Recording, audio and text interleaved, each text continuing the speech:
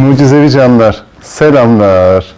Teta frekansında bolluk bereketle ilgili olumlamalar yapacağız. Teta frekansı çok önemliydi. Niye? Bilinçaltımızın açıldığı, Yaradan'la bir olabildiğimiz, esinlenmeyi, ilhamı duyabildiğimiz, kendimizin o muazzam sonsuz potansiyellerimize kendimizi açabildiğimiz frekanstı canlar.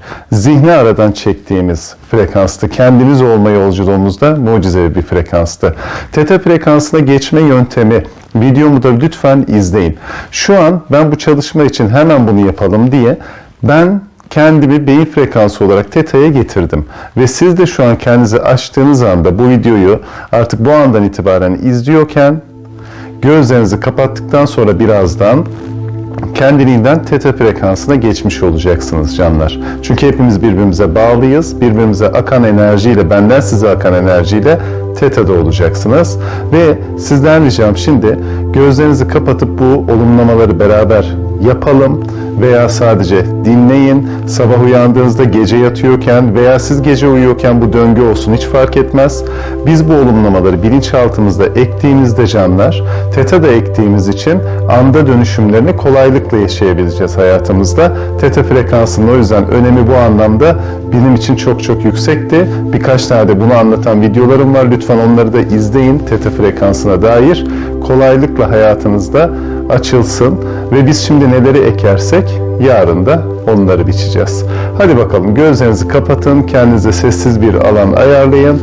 Birkaç dakika bu mucizevi bolluk bereket alanına kendimizi açalım. Gözlerimiz kapalı. Yavaş yavaş derin nefesler alabilirsiniz daha rahatlamanız için canlar. Teta frekansına geçmeye niyet edin. Bolluk bereketi hayatınıza katmaya niyet edin. Ve beraber başlayalım. Hayat bana bolluk bereket içinde akar. Para bana her yönden ve her alandan bolluk içerisinde gelir. Ben mucizevi bir bolluk bereket içindeyim. Parayı, bolluk bereketi alıp kabul ediyorum. Kendimi alıp kabul ediyorum. Ben bir mucizeyim. Kolaylıkla istediğim her şeyi alabiliyorum. Bollukla herkese bu bereketi paylaşabiliyorum. Ben bir mucizeyim.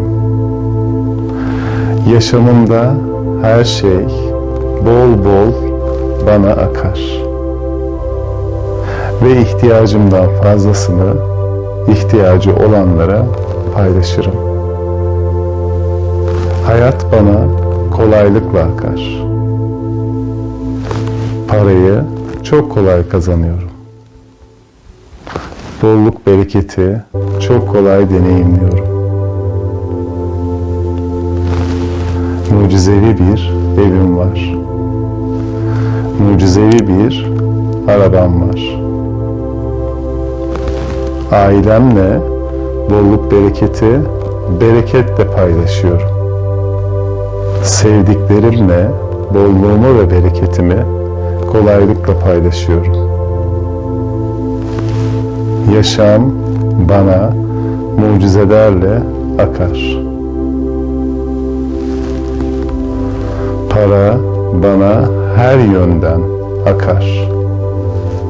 Ve ben bolluk bereketi her yönden kabul ederim. Ben değerliyim. Ben yeterliyim. Ben başarılıyım. Kendimi seviyorum. Kendimi olduğum mucizevi her halimle kabul ediyorum. Bolluk bereket yaşamımın her alanında var. Evrende her şey bol bol var. Bolluk bereket herkese yetecek kadar var. Ve benden bütün evrene akar. Ben bir mucizeyim. Parayı her yönden kabul ediyorum. Her an para kazanabiliyorum. Olduğum bolluk bereketi hissediyorum. Olduğum bolluk bereket bilincini kabul ediyorum. Bana gelecek parayı taşıyacak çok geniş bir kabım var.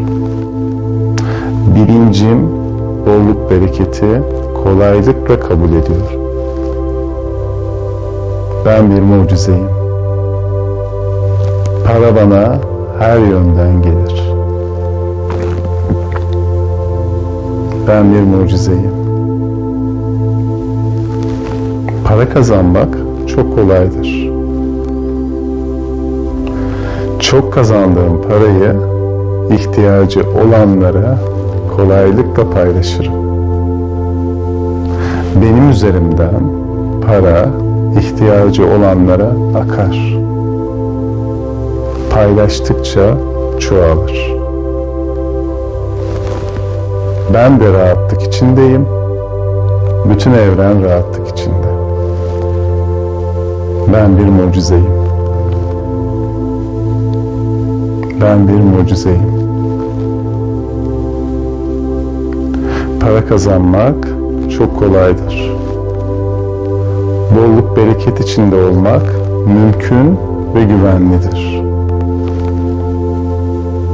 Hem zengin olup hem de iyi bir insan olunabilir. Hem zengin olup hem de paylaşımcıyım. Hem zenginim hem de paylaşımcıyım. Ben bir mucizeyim. Ben bir mucizeyim. Ben bir mucizeyim.